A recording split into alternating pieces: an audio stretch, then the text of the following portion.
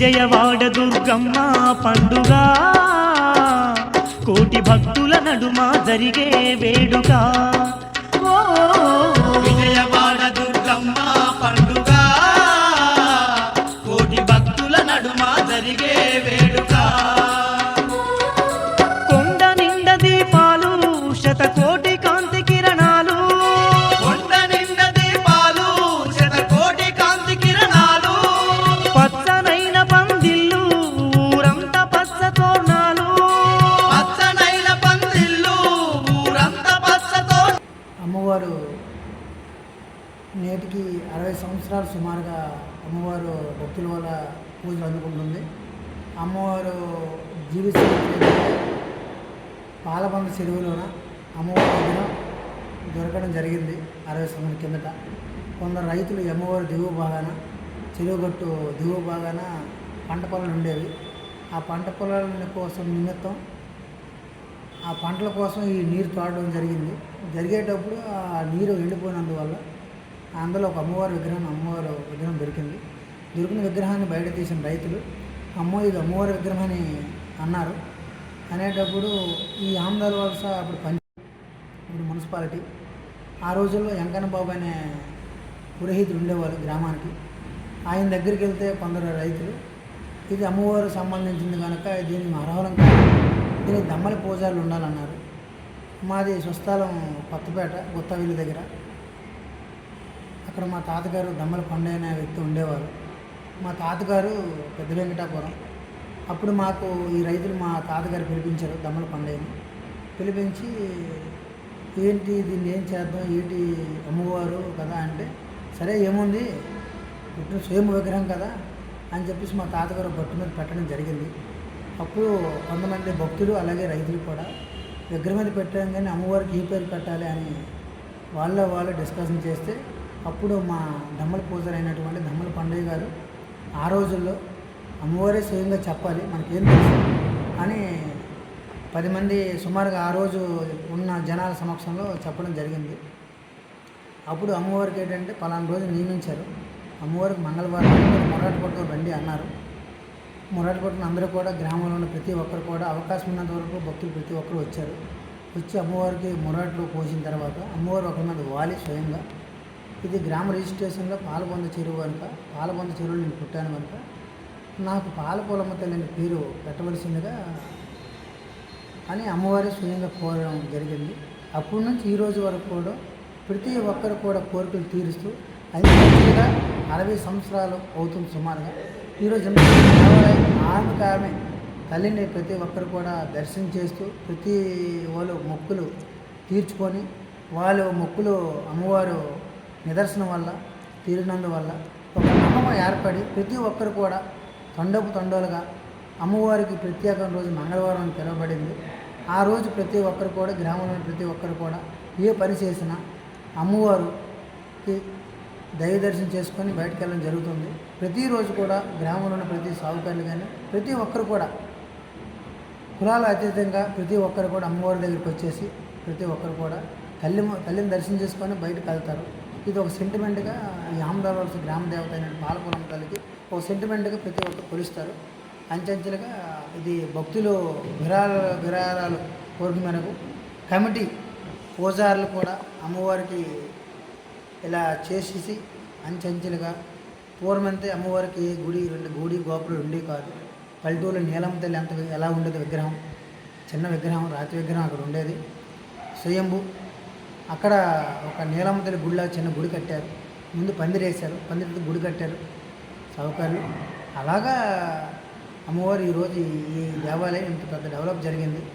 అది ప్రతి ఒక్కరు భక్తులు నేనో కాకుండా ప్రతి ఒక్కరు కూడా సహాయార్థం వల్లే అమ్మవారు ఈరోజు ఇంత పెద్దగా గుడి కట్టవలసిన ఆవిడే చేసుకుంది. ప్రతి ఒక్కరు కూడా తల చేసేసి అమ్మవారిని ఈరోజు ఇంత డెవలప్ చేశారు. గ్రామం కాకుండా ఈ ఆమదాల వలస నలుమూల నుంచి కూడా ప్రజలు వచ్చేసి అమ్మవారి భక్తి శ్రద్ధలతో పూజించుకొని ఆమె మొక్కులు ప్రతి ఒక్కరు కూడా ఆ కోరికలు తీరుస్తూ ఈరోజు అమ్మవారు ఇంత అభివృద్ధిలోకి చెందింది. ప్రతి ఒక్కరు కూడా ఉత్తరాంధ్రలో ఉన్న పైడితల్లి అమ్మవారు కానీ, పాతపట్నం నీలమణి దుర్గ కానీ, పాలకొండ కోటదుర్గ కానీ, కొత్తమ్మ తల్లి కోటగుమ్మల కొత్తమ్మ తల్లి కానీ, నరసింహపేట పైడి తల్లి కానీ, అలాగే అహ్మదాబాద్ పాలకొండ తల్లి కూడా ఆ విధంగా డెవలప్ చేస్తూ ప్రతి ఒక్కరు కోరికలు తీరుస్తూ ఈరోజు అమ్మవారు ఇంత డెవలప్ అయ్యింది. దీనికి మొదటి నుంచి కమిటీ అనేది ఉండేది గ్రామంలో కమిటీ. ఆ కమిటీ ఒక నిర్ణయంగా ఒక కమిటీ సభ్యులు కొందరు సభ్యులు ఉండేవాళ్ళు పెద్దలు. ఆ సమక్షంలోన మా పూజారి సంస్థలు కూడా అంచెంచులుగా ఇలా డెవలప్ జరిగింది. ఈరోజు ఎక్కడెక్కడి నుంచో అమ్మవారు దర్శించడం కోసం వస్తున్నారు. వేరే వేరే జిల్లాల నుంచి కూడా వస్తున్నారు. వేరే వేరే స్టేట్ల నుంచి కూడా అమ్మవారి దర్శనంకి వస్తున్నారు. ప్రతి ఒక్కరు కూడా అమ్మవారు పాలపురం తల్లి అని ఒక నిదర్శనం అయిపోయింది శ్రీకాకుళం జిల్లా. అమ్మవారు స్వయంభూ రాతి విగ్రహం. రాతి విగ్రహానికి నాకు తెలిసి ఆంధ్రప్రదేశ్లో కాదు భారతదేశం మొత్తం మీద కూడా ఎక్కడా కూడా లేదు విధంగా మేము అమ్మవారికి పశువు దంచి జల్లించేసి ఆ పసుపుతోనే అమ్మవారి ముఖాన్ని మేము దిద్దేసి రోజు కూడా తెల్లవారు 4 గంటలు లేచి పూజారులు 4 కుటుంబాలు ఉన్నాయి. ఎవరి వారంలో వాళ్ళు బుధవారం నుంచి మంగళవారం వరకు డ్యూటీ ఎక్కుతారు. వాళ్ళ రోజుల్లో ప్రతిరోజు కూడా 4 గంటలు లేచి అమ్మవారికి సేవా కార్యక్రమాన్ని జరుపుతాము. అమ్మవారికి స్నానం చేసి అమ్మవారికి పసుపు అనేది ఒక పూతలాగా పూసేసి అమ్మవారికి ముస్తాబు చేస్తాము. తరువాత అమ్మవారికి స్నానం చేసిన తర్వాత అమ్మవారికి వస్త్రాభరణ జరిగిన తర్వాత చీర కట్టిన తర్వాత అమ్మవారికి కుంకుమ పూజ జరుగుతుంది. ఏదో ఒక అష్టోత్తరం రోజుకు ఒక అష్టోత్తరం పూజ చేయడం జరుగుతుంది. తర్వాత అమ్మవారికి ఇష్టమైన దండకం దీపాలతో దండకం పోస్తాము. అది అయిన తర్వాత 7 నుంచి 8 గంటలు బాలభోగం పెడతాము. మధ్యాహ్నం భోగం పెడతాము. అలానే సాయంత్రం కూడా గుడి కట్టే ముందు 8 గంటలకి భోగం పెడతాము. అంటే అమ్మవారికి నిత్య సేవల్లో ప్రతిరోజు కూడా భోగాలు రోజుకు 3 భోగాలు పెడుతూ అమ్మవారికి 8 గంటలకు కూడా ప్రతిరోజు కూడా రాత్రి పవలంప సేవ చేసి అమ్మవారికి కట్టేయడం జరుగుతుంది. అలాగే ఈ గ్రామంలో ఆమదాల వలసలో ప్రతి ఒక్కరు కూడా కొన్ని సందర్భాల్లో మెయిన్ ఏంటంటే ప్రతి అమ్మవారికి కూడా నవరాత్రులు మెయిన్. ఈ 9 రాత్రులు కూడా ప్రతి ఒక్కరు చిన్నపిల్లల నుంచి పెద్దవాళ్ళ వరకు తారతమ్యం లేకుండా ప్రతి ఒక్కరు కూడా అమ్మవారి దగ్గరికి వచ్చి 108 ప్రదర్శన అనేది సెంటిమెంట్గా శ్రీకాకుళం జిల్లాలో 108 ప్రదర్శన అనేది శ్రీ పాలపురం అమ్మవారి దగ్గరే స్టార్ట్ అయ్యింది. అమ్మవారి దేవాలయం దగ్గరికి వచ్చినప్పటికి అప్పటి నుంచి ఈ రోజు వరకు కూడా చిన్నపిల్లలతో సహా పెద్దవాళ్ళ వరకు కూడా అమ్మవారికి ఇష్టంగా కొలిసి తెల్లారి తలాంటి స్నానం చేసుకుని వచ్చి ఆ 9 రోజులు కూడా నిష్ఠతో అమ్మవారి దర్శనం చేసుకొని ప్రతి ఒక్కరు కూడా సుఖ సంతోషాలతో ఉంటారు.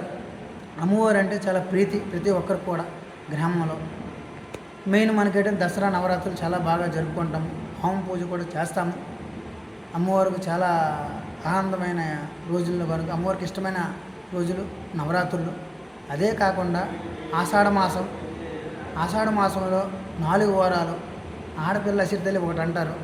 ఈ ఆషాఢంకి వచ్చిన ఆడపిల్లలు ప్రతి ఒక్కరు కూడా ప్రత్యేకించి ముర్రాటలతోని ఘటాలతోని అంగరంగ వైభవంగా డప్పుల మేళాలతోని సన్నాయిలతోని అమ్మవారికి దగ్గరికి వచ్చి దర్శించుకుంటారు.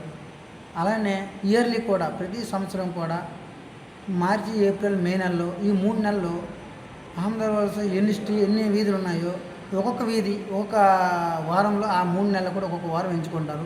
ప్రతి వారం కూడా అమ్మవారి ఘట మహోత్సవం